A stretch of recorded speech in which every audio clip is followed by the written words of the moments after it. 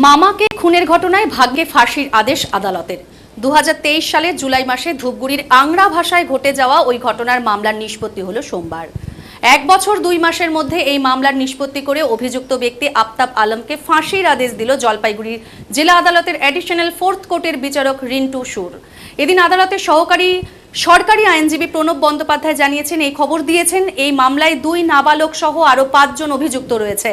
তাদের মামলা এখনো চলছে। জানা গেছে, জুলাই মাসের 27 তারিখ রাতে ধূপগুড়ির আংরা ভাষায় বাসিন্দা মেহতাব আলমের বাড়িতে ডাকাতির উদ্দেশ্য নিয়ে ঢোকে ভাগ্নে আফতাব আলম। কেবল তাই নয়, আফতাবের সাথে ছিল তার আরো 5 জন সহযোগী, যার মধ্যে 2 জন নাবালক। এদিন সরকারি আইনজীবী প্রণব বন্দ্যোপাধ্যায় জানিয়েছেন, অভিযুক্তরা প্রত্যেকেই দিল্লির বাসিন্দা। 6 জনের এই দলের মধ্যে 2 জন মহিলাও ছিল। রাতে খাওয়া দাওয়া সেরে মেহতাব আলম 2 নাবালক পুত্রকে নিয়ে একটি ঘরে শুয়েছিলেন।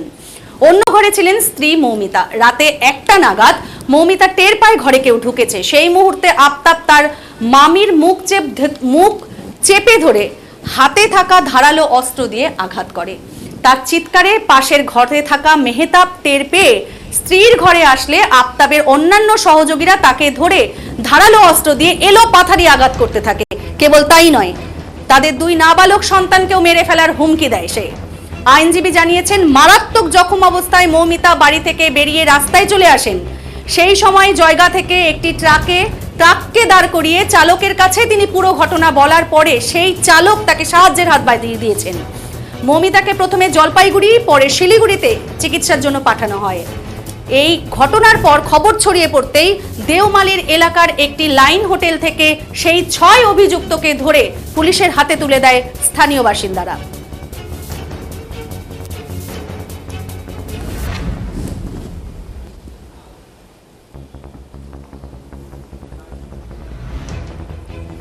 এই বিষয়ে কি জানিয়েছেন আইনজীবী প্রণব বন্দ্যোপাধ্যায়, শোনাবো।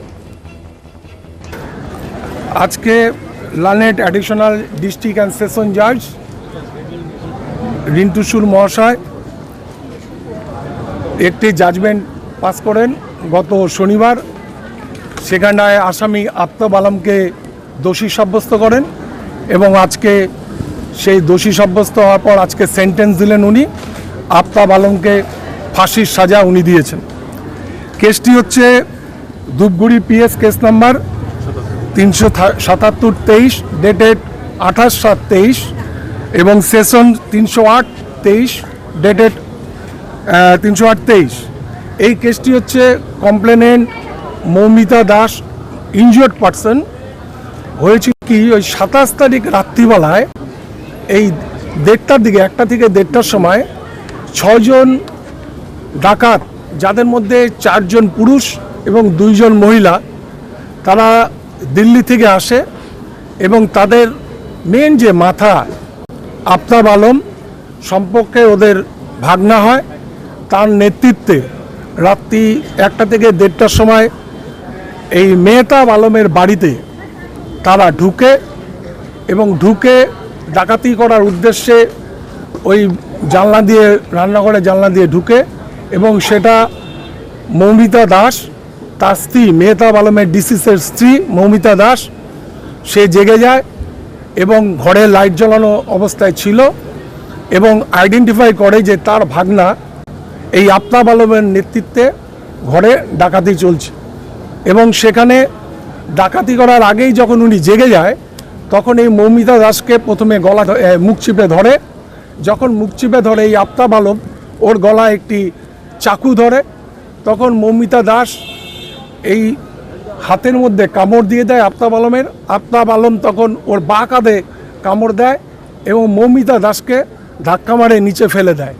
ফেলে দেওয়ার সাথে সাথেই প্রথমে মৌমিতা দাসকে সারা শরীরে চাকু দিয়ে আফতাব আলম এবং আরেকজন ছিল, যাদের পরবর্তীকালে টিআই প্যারেডে আইডেন্টিফাই করেছে, 6 জনকেই মৌমিতা দাস প্রচণ্ডভাবে চাকুর আঘাত করে এবং সারা শরীরে ব্লিডিংয়ে রক্তাক্ত অবস্থায় হয়। ওরা ভেবেছিল মৌমিতা দাস মরে গেছে। যখন মৌমিতা চিৎকার করছিল, পাশের ঘরে শুয়েছিল মৌমিতার হাজব্যান্ড মেহতাব আলম এবং তার 2 পুত্র, যারা মাইনর ছিল, যাদের নাম হচ্ছে 9 বছর হচ্ছে আলম এবং রেহান আলম, এরা দুই ভাই বাবার সাথে শুয়েছিল। যেহেতু মৌমিতা একটু অসুস্থ ছিল, ওই ঘরেও লাইট জ্বালানো ছিল। যখন মৌমিতাকে আঘাত করছে, যখন চিৎকার করছে, ওর বাবা যখন ওকে বাঁচাতে আসছে, ওই ঘরে চারজন, দুজন মহিলা আরও দুজন পুরুষ ওর বাবাকে আটকায় এবং তারাও প্রচণ্ডভাবে তাকে আঘাত করতে থাকে চাকু দিয়ে। এবং পরবর্তীকালে ওরা যখন ভেবেছিল মৌমিতা মরে গেছে, এই দুইজন আফতাব এবং আরেকজন তারাও যায় মেহতাব আলমকে সারা শরীরে আঘাত করে। আঘাত করার ফলে তার মৃত্যু হয়। যখন বাচ্চাদের সামনে তাকে মারছে, তখন বাচ্চারা বলছে আমার বাবাকে ছেড়ে দাও, ছেড়ে দাও, তোমাদের যা লাগে তোমরা নিয়ে যাও। কিন্তু তারা তার বাবাকে ছাড়ে না, তাকে একদম মৃত্যুর সাথে তাকে শেষ করে যায়। মৃত্যু মেরে ফেলার উদ্দেশ্যে মেরে ফেলেছে। এই সুযোগে মৌমিতা যখন দেখেছে যে তাকে পারবে না তাদের সাথে, মৌমিতা নিজেকে খুব কষ্ট করে জানলা দিয়ে কোনো মতে বের হয়ে রাস্তায় আসে। রাস্তায় আসার পর একটা ঢালাইয়ের গাড়ি, যেটা জয়গা থেকে ঢালাইয়ের কাজ করে বাড়ি ফিরে আসছিল, তারা মৌমিতাকে দেখার পর তারা মৌমিতাকে ধূপগুড়ি হাসপাতালে নিয়ে যায়। তার সেখান থেকে ইবলান নার্সিংহোম, পরবর্তীকালে আনন্দলোক নার্সিংহোমে তার ট্রিটমেন্ট হয়। এই ঘটনার পরিপ্রেক্ষিতে টোটাল 17 জন সাক্ষী দিয়েছে এবং কেসটা প্রমাণ হয়েছে। গত শনিবার সাজা হয়েছে এবং আজকে তার সেন্টেন্স দিলেন, ফাঁসির সাজা দেওয়া হলো। এবং আরেকটা কথা বলি, আজকে জজ সাহেব এটাও খুব প্রশংসা করেছেন, এই কেসের যিনি আয়ো বিনয় যাদব, তারও খুব প্রশংসা করেছেন এবং উনি যে খুব সুন্দরভাবে এই কেসটা তদন্ত করেছে, সেই জন্য ওনাকেও যাতে রিওয়ার্ড দেওয়া হয় সেটাও জজ সাহেব তার জাজমেন্টে উল্লেখ করেছেন। আর বাকি যে 5 জন ছিল এই কেসের সাথে, তাদের কি হলো? 5 জনের মধ্যে 2 জন জুবিনালে আছে এবং 3 জন বর্তমানে অ্যাডিশনাল সেশন জাজ সেকেন্ড কোর্টে মামলা চলছে। তার মধ্যে 2 জন মহিলা, 1 জন পুরুষের। বলছি এই 5 জন তো ওর বন্ধু ছিল, দিল্লি থেকে তাদেরকে নিয়ে আসা হয়েছিল, এটা কি ডাকাতের উদ্দেশ্যে নিয়ে আসা হয়েছিল? 100%। তার আগের দিন ওরা গয়েরকাটার একটা হোটেলে ওরা নাইট স্টে করেছে এবং সেখানটায় যখন কোনো হোটেলে কেউ থাকে তার নানা রকম আইডেন্টি প্রুফ লাগে, আইডেন্টি কার্ড যে কোনো লাগে। এরা আধার কার্ড দিয়েছিল এবং কি পারপাসে আসছে সেটা উল্লেখ করতে হয় কোনো হোটেলে স্টে করতে গেলে। ওরা বলেছিল আমাদের একটা আংরা ভাষায় কাজ আছে, ওই দিন থেকে আমরা পরের দিন চলে যাব, এই বলে ওরা একদিন ওই হোটেলে স্টে করেছিল। আজকে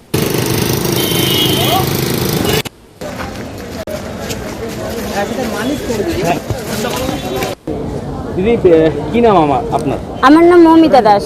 দিদি কি হয়েছিল? ঘটনার দিন আমি তো অসুস্থ ছিলাম, আমি একটা অন্য রুমে আলাদাই ঘুমাইছিলাম আর আমার 2 ছেলেকে নিয়ে আমার বর ঘুমাইছিল।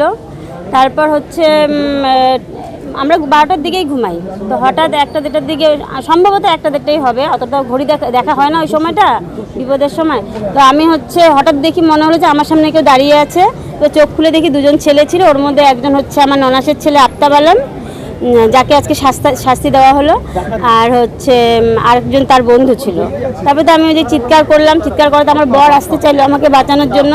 তখন আমার বর আসতে চাইলো, তখন হচ্ছে অন্য রুমে আরও 4 জন লুকিয়েছিল, ওরা 4 জন আমার বরকে আটকায়, আমার রুমে আসতে দেয় না। তারপর ওকে চাকু দিয়ে মারা শুরু করে, আর এদিকে ততক্ষণে আমাকে তো মারা শুরু করেই, আমাকে মারতে থাকে, চাকুর সমানে আঘাত করতে থাকে, আমার সারা শরীরে চাকুর আঘাত আছে।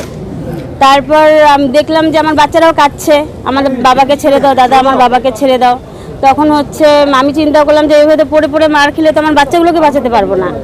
তখন আমি একটু মরার অভিনয় করলাম, মরার অভিনয় করাতে ওরা ভাবলেও যে আমি মরে গেছি। নিঃশ্বাস বন্ধ করে কিছুক্ষণ ছিলাম, তারপর ওরা আমাকে ছেড়ে আমার বরের ঘরে গেল, ওকে 6 জনে মিলে তখন মারা শুরু করলো। তারপর আমি উঠে গিয়ে তখন আমার শরীরে মনে হচ্ছিলো যে মানে আমার কিছুই হয়নি এরকম লাগছিল। তো উঠে গিয়ে যখন আমি দেখতে গেলাম আমার বরকে দেখি 6 জনে মিলে সমানে মারছে, ভাবলাম যে আমি এদেরকে বাঁচাতে পারবো না। তখন আমি ভাবলাম যে আমি জানলা দিয়ে পালিয়ে যাই, যদি আমি লোকজনের কাছে যেতে পারি। জানলা দিয়ে লাফানোর পরে আমার শরীরটা একদম মানে শরীরে আমার শক্তি ছিল না।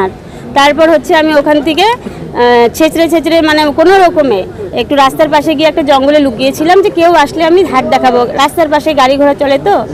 তারপরে ওইভাবেই ছিলাম। তারপরে কিছুক্ষণ পরে একটা গাড়ি আসে, ঢালাই গাড়ি, তো ওনাদেরকে হাত দেখানোতে ওনারা গিয়ে আমার সঙ্গে কথা বলে, আমি বললাম যে আমি অমুকের স্ত্রী। আমার তো সরাসরি রক্তাক্ত, প্রথমে চিনতে পারেনি, তাই পরিচয় দেওয়াতে চিনতে পারলো আমাদের ওখানকারই। তারপর তারা আমাকে ধরে গিয়ে অন্য বাড়িতে নিয়ে যায়। তো এটাই হলো। আর তারপর ওরা পরে আমি জানতে পারি যে আমার স্বামী ওখানেই মারা গেছে। আমার 2 ছেলে হচ্ছে পালিয়ে গিয়ে যখন আমাকে আবার খুঁজতে গেছিলো, পরে যখন আমাকে খুঁজতে যায় দেখলো, আমাকে স্বামীকে মারার পরে আমাকে যখন খুঁজতে যায় দেখলো আমি নেই, তখন হচ্ছে আমার 2 ছেলে পালিয়ে যায়। বলছি এই আফতাব আলী, আলম, বাড়ি ওর বাড়ি দিল্লি। হ্যাঁ। আপনাদের এত দূর থেকে কেন এলো বা কি উদ্দেশ্যে এসেছিল? অ্যাকচুয়ালি ও এখনো অবধি স্বীকারই হয়তো করেনি, আমি যতদূর জানি যে কেন যে মারলো। কিন্তু হ্যাঁ, এটা ঠিক যে আমার বিয়ের পর থেকে ওর মা আমাকে একদমই পছন্দ করতো না, তখন থেকে একটা ইচ্ছে ছিল। আর তারপরে যেহেতু আমার বর সবসময় আমার সাপোর্টে ছিল, আমার বরকেও দেখতে পারতো না। তো এ নিয়ে অনেক কিছু হয়। ওর বোন একটা আমরা পালি, আফতাবও ছোটোবেলায় আমাদের কাছেই মানুষ হয়, তারপরে একটু বড় হওয়ার পরে ও চলে যায় ওর মার সাথে। ওর মা দ্বিতীয় বিয়ে করে, ওর মার সাথে চলে যায়। আর আফতাবের যে দিদি, তাকে আমরা একদম বড় করি, কলেজে পড়া অবস্থা সে পালিয়ে যায়। এই পালিয়ে যাওয়াতে আরও আমরা খারাপ হয়ে যাই। বলছি আজকে যে সাজা ঘোষণা হলো, এই সাজাতে আপনারা খুশি? রায় ভীষণ ভীষণ খুশি। এর থেকে যদি অন্য কোনো সাজা হতো তাহলে আমরা সত্যি খুশি হতাম না। কারণ যেদিন আমি জানতে পারি, আমাকে উকিলবাবু ফোন করে বলে যে তোমাদের অমুক দিন আসবা, সাজা ঘোষণা হবে। আমার ছেলেকে যখন আমি বলি, আমার বড় ছেলেকে, বাবা সাজা ঘোষণা হবে আফতাবের, তখন বললো যে মা ফাঁসি হবে তো। আমার 9-এ পড়া ছেলেও চায় যে ওর বাবার হত্যাকারী যেন ফাঁসি হয়। কি নাম আপনার? আমার নাম মৌমিতা দাস। আপনার স্বামীর নাম? মেহতাব আলম। দিদি কি নাম আপনার? আপনারা জানেন গত বছর জুলাই মাসে ধূপগুড়ি থানা অন্তর্গত একটা গুরুত্বপূর্ণ কেস হয়েছিল, ডকেতি উইথ মার্ডার। তো গত 28 জুলাই 2023-এ আমরা ভোরবেলা ধূপগুড়ি থানাতে একটা ফোন এসছে কি ধূপগুড়ি অন্তর্গত সকরাজোড়া 1 অঞ্চলে আংরা ভাষার মধ্যে একটা বাড়িতে কেউ দুষ্কৃতীরা ঢুকে ওখানে একটা ওনার উপরে হামলা করেছে, তার মধ্যে একটা লোক মারা গিয়েছে আর একটা মহিলা খুব গুরুত্বপূর্ণ ইনজার্ড আছে। এই খবর পেয়ে সঙ্গে সঙ্গে আমার আইসি ওর সঙ্গে টিমটা ওখানে পৌঁছার পরে দেখেছে একটা লোক, ওনার নাম মেহবুব আলম, ওনার ডেড বডি ওনার নিজে বাড়িতে পড়েছিল, আর ওনার স্ত্রী মমিতা উনি গুরুত্বপূর্ণ ইনজার্ড ছিল। তো সঙ্গে সঙ্গে পুলিশ প্রথম যে মহিলা ইনজার্ড ছিল ওনাকে হসপিটালে পাঠিয়ে দিয়েছে, আর যে ডেড বডি ছিল ওকে সরাসরি হসপিটালে পাঠিয়েছে। আর তারপরে আমাদের টিম ওই রাত্রের মধ্যেই সার্চ অপারেশনটা শুরু করেছে। যখন করতে করতে দেখা গেছে কিছু বিভিন্ন জায়গা থেকে লোকাল লোকে আমাদেরকে হেল্প করে ওই রাত্রের মধ্যে আমরা 6 জনকে ডিটেন করেছিল। ওই 6 জনই ছিল, ওরা বাইরে, কেউ লোকাল নেই। তো ওনাকে পরে সাসপেক্ট হিসাবে আমরা ওই রাত্রে অ্যারেস্ট করেছিল। তারপরে যখন থানাতে নিয়ে গিয়ে যখন ফার্দার ইনকোয়ারি করে দেখা যাচ্ছে তখন এরাই ছিল। আর তারপরে আমরা অনেকগুলো ওখানে লোকাল এভিডেন্স ক্রিয়েট করেছিল, আর তারপরে ডিটেলস মধ্যে পাওয়া গেছিল কি এই লোক সবাই মিলেই এই ঘটনাটা ঘটেছিল। যেটা প্রথম মেন যে অ্যাকিউজ ছিল উনি ছিল আফতাব আলম, উনি নিজে মানে ওনার ভাগ্নে যেটা মারা গেছে উনি আর মামা ছিল, ও ছোটোবেলা ওই মামার সঙ্গে ওই বাড়িতে মেন আসামি ছিল। ওকে আমরা আজকে কনভিকশন পেয়েছে। ওর কনভিকশনটা আপনি দেখে যায় তো এর মধ্যে আমরা 3টে পার্ট আছে কনভিকশন, যে সেকশন মধ্যে আমরা কেস করেছিল প্রত্যেকটার মধ্যে আমরা কনভিকশন পেয়েছি। প্রথম মেন ছিল ওর 396 মানে ডকেটি উইথ মার্ডার, ওই ক্রাইমের জন্য ওকে ফাঁসি সাজা হয়েছে। ওর সঙ্গে সেকেন্ড ছিল 397 মানে attempt to cause grievous hurt, তো ও নিজের নামিকে যে ইনজুরি করেছিল সেজন্য ওকে 7 বছরের ইমপ্রিজনমেন্ট প্লাস ওর 5000 ফাইন। থার্ড যেটা ছিল আন্ডার সেকশন 398 ওরা মধ্যে ডকেটি উইথ ডেডলি ওয়েপন, তার মধ্যেই 7 বছরের ওকে রিভার্স ইমপ্রিজনমেন্ট প্লাস 5000 ফাইন, মানে যোগ মিলে 14 বছর। এটা ছিল 14 বছরের ইমপ্রিজনমেন্ট, তার সঙ্গে 10,000 ফাইন প্লাস হলি এটা ডাইরেক্ট কনভিকশন ওরা লেখা আছে hang by neck till death. এই দেখা যায় কি আমাদের যে যেভাবে এরা শুধু ইনভেস্টিগেশন নেই প্লাস যেভাবে ট্রায়ালের সঙ্গে করেছিল সেই জন্য আমরা এত গুরুত্বপূর্ণ এটা আমাদের আমরা কনভিকশনটা পেয়েছি এত কম সময়ের মধ্যে। মানে নিশ্চয়ই দেওয়া হবে, এখন কোর্ট অ্যাপ্রিসিয়েট করে, আর আমরা নিশ্চয়ই প্রত্যেক আয়োগে যেভাবে কনভিকশন হয় আমরা ডিপার্টমেন্টাল যেভাবে আমাদের প্রসেস আছে সেটা নিয়ে আমরা আয়োগকে রিওয়ার্ড দেওয়া হয়।